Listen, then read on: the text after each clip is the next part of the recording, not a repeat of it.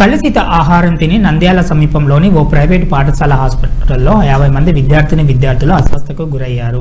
పాఠశాల యాజమాని పుట్టినరోజు వేడుకల్లో భాగంగా భోజనాలు ఏర్పాటు చేశారు.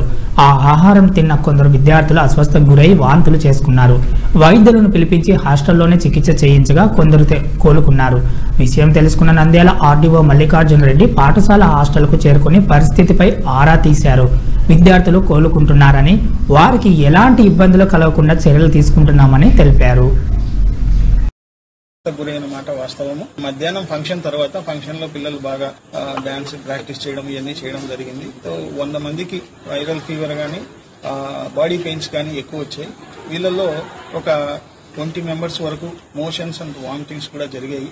2-3 మెంబర్స్ వరకు సెలైన్ కూడా ఎక్కించడం జరిగిందని చెప్తున్నారు డాక్టర్ గారు. విద్యార్థుల హెల్త్ అయితే స్టేబుల్ గా ఉంది. అవసరమైతే ఏ సమయంలో అయినా మొత్తం మెడికల్ టీమ్ ని ఇక్కడ దించుతాము. పిల్లలకి ఏ ఇబ్బంది రాకుండా చూసుకుంటాము. ప్రస్తుతానికైతే పిల్లల ఆరోగ్యం సేఫ్ గా ఉందని వాళ్ళ తల్లిదండ్రులకు తెలియజేయడం జరుగుతోంది. ఇట్లాంటి ఇష్యూస్ పునరావృతం కాకుండా చూసుకుంటాము.